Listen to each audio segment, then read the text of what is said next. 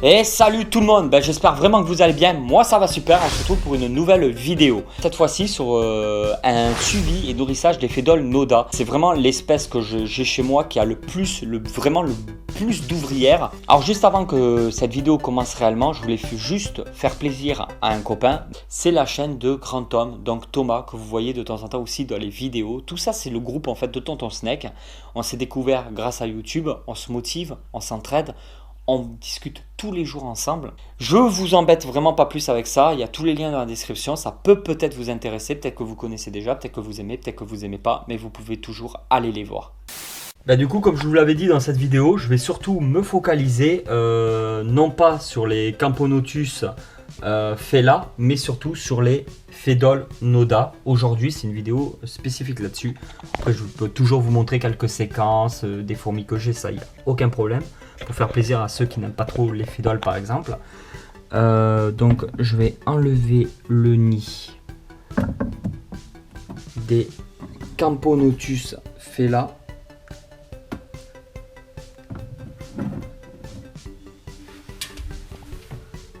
Waouh! Incroyable! Il y a de la... Je viens juste de le remarquer. Il y a de la condensation dans le nid.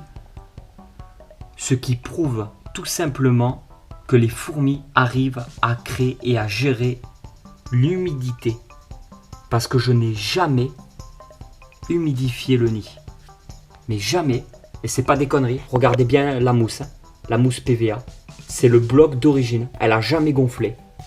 Elle est exactement dans la forme d'origine. Regardez, là, vraiment pour vous prouver, c'est de la poussière. De ce trou-là, c'est de la poussière. Je n'ai jamais humidifié le nid. Ah putain, je suis content de filmer ça. Et on dit pas putain, désolé, on dit enculette. Juste là, en fait. Regardez, ça condense. Parce qu'en fait, le temps de tourner la vidéo, j'ai laissé la vitrine ouverte.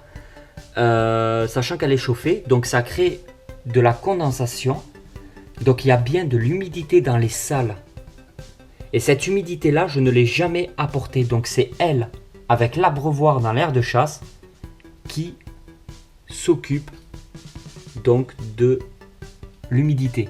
Et d'ailleurs on peut le voir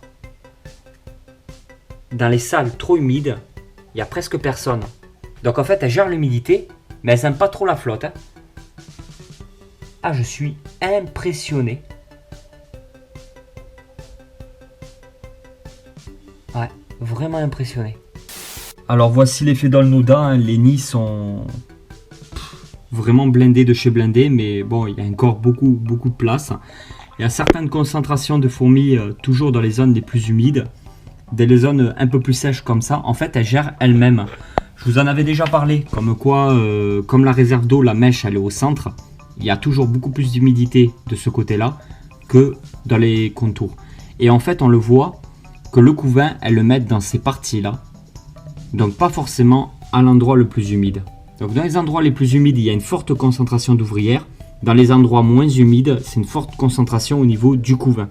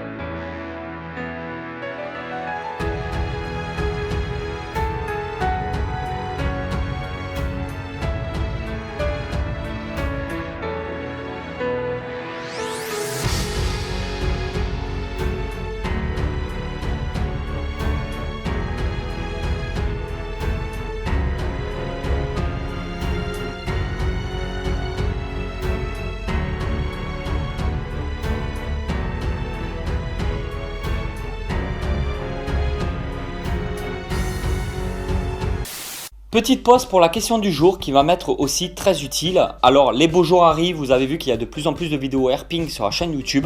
Ça vous plaît énormément. J'aimerais savoir tout simplement si vous préférez faire voir sur la chaîne YouTube des vidéos herping nocturnes comme je faisais l'année dernière, ou des vidéos herping de jour ou un peu des deux. La nuit c'est un peu plus différent, il faut de l'éclairage et du bon matos, donc la qualité est un peu moins bien la nuit et vous voyez beaucoup moins. Mais je risque quand même de refaire quelques vidéos de temps en temps nocturnes la nuit. Mais le problème c'est qu'à part voir des crapauds et des écrevisses, on va pas voir grand chose. Mais peut-être que ça vous manque un peu, une ou deux vidéos justement nocturnes sur les écrevisses et les crapauds. Je sais pas trop, vous me direz en commentaire. Et après, en journée, par contre, on peut partir peut-être sur plus de diversité d'espèces. On travaille beaucoup là-dessus. Et si vous préférez la journée, la nuit, est-ce que vous préférez peut-être me voir seul dans certaines vidéos donc pour voir un peu comment je réagis, genre je fais une vidéo tout seul la nuit en nocturne, ou moi personnellement je préfère le faire avec les potes parce qu'en plus ça me permet de sortir avec les copains. Donc dites-moi en commentaire si vous préférez vraiment la journée, la nuit, si vous préférez que je sois seul ou accompagné, avec qui vous aimez bien me voir aussi dans les vidéos. Tout ça c'est des choses qui m'intéressent, qui vont me permettre de m'améliorer par la suite et de vous proposer du contenu peut-être plus proche de ce que vous recherchez réellement. Et voilà tout le monde, j'espère vraiment que cette vidéo vous a plu. Si cette vidéo vous a plu, vous pouvez toujours la partager sur les réseaux sociaux. Vous pouvez toujours la soutenir de la façon qui vous semble être le mieux. Et je vous dis à très vite, mais vraiment très vite pour une nouvelle vidéo. Allez tout le monde, ciao ciao.